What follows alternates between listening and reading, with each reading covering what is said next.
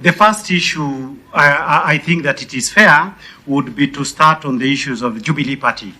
Chair, the reason why we are here as representatives of Mount Kenya Jurists is that we have heard when Azimio was presenting that Jubilee Party have come before this forum. Instead of coming to speak to the issues that is facing Mount Kenya counties, they have come to say how they are being fought and rebellion caused in their people. This issue is absolutely more important than can be imagined from a constitutional perspective. Because for the first time in our country, Kenya's largest community does not have a political party that can be able to speak on its behalf.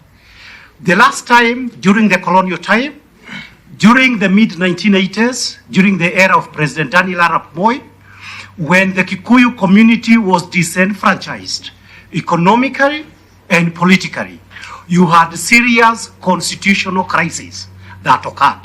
And therefore, as our first point, the issue of purely somebody imagining that you can take Jubilee Party as the last voice that can credibly be able to speak for the people of Mount Kenya is going to have very serious repercussions in view of the fact that the discontent, and I believe you come from the area, that is boiling in central Kenya, and there is nobody to give voice to that discontent, will ultimately be dangerous to this country. And it is a reason that earlier on, you may have an attempt that when discontent boils, young people will start to be called Mungiki, and you'll have another round of extrajudicial executions that have occurred previously in this country. That's point one. So it's a damn serious issue, whether we have anybody speaking for us. Issue number two is this: the fact that for purposes of having a country, Kenya, when you speak about all these issues that you are talking about, audit of presidential elections and all these other issues, it boils down to one simple issue. And that simple issue is this, that in Kenya we have head of state, commander-in-chief, and head of government. Ultimately, in any country, it is the fidelity of the presidents to the constitutions that avoids this maandamano and ensures the country is being governed competently and to avoid financial collapse that has occurred in Ghana, Sri Lanka, and even Haiti. In saying this, we have this in mind, that if we continue to have the current trajectory, in which, for example, you do an elections in the year on the 9th of August last year. So you are president because of the vote outcome on the 9th of August last year. If on the 9th of August last year, the gazetted elections results was that Azimio Party was a majority, then it is a moment for introspections by the president. On what basis could members have been sponsored to ensure that Kenya Kwanza would get an artificial majority in parliament, and to get its own founder member, Honorable Wetangula, declare that that Kenya Kwanza, which was a minority according to the elections, is ultimately the majority in Kenya. It is our submission as Mount Kenya Jurists that if those election results could simply be accepted and respected, it would be possible for this country to be governed on the basis of the actual outcome of the elections. Point number three, and this is very important for the Mount Kenya people, the issue of resource allocations. The issue of resource allocation, and it touches our heart, that we are yet to see an elected leader from Mount Kenya speaking about this very serious issue. We have had the people dying on queues. We have had the situations where Mount Kenya counties people for bursary are getting 2,000, when other people are educating, and these are personal friends from northern Kenya. People are taking children to colleges in Kenya and even outside on government scholarship. This issue, Madam Chair, must be addressed in two perspectives. Perspectives number one, is that on the issues of counties, and there are some proposals that have been made on how new counties are going to be created. We have, in these proposals, we have one county from Mount Kenya. This is Nyambene. If you go by that proposal, that there is only one county that is going to come from Mount Kenya, two things will happen. We share money in Kenya under the Constitution based on the number of counties that any community have. So we are running the danger that because of an apparent quietness of the elected leaders of Mount Kenya, you will have a situations in which new counties will be created to 60 or whatever number it's going to be, and Mount Kenya will only have Nyambene. So we have made a proposal in our write-up to ensure that there are additional counties created from Mount Kenya. Perspective number 2 is on what we called the difficulty. If you have a situations where in Mount Kenya counties, no new counties are created, under the presidential elections rules, it will not be possible to viably get a presidential candidate from Mount Kenya, because of the simple rules that you must get 25% in half of the counties. And there will also be the additional issue that in the Senate, despite being the largest community, people like Somalis may end up having greater voice than Kenya's largest community before the Senate. So it's a serious issue that needs to be taken. The last 2 points are these. Madam Chair, I have a reputation. You have 3 minutes. I will try to do my best, but let me just make these 2 points.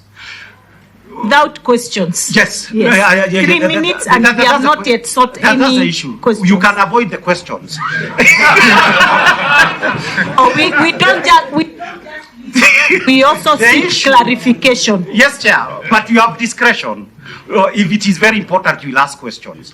The two other issues that we need to add to this particular issue is the big issue of Article 43. I mentioned that not because we don't have other important things, but because I have in recent past done several petitions arising from Article 43 of the Constitution. Article 43 is on social and economic rights. Under the constitutions of Kenya, the citizens have rights and obligations. One of the most important obligations of citizens is the obligations to pay taxes.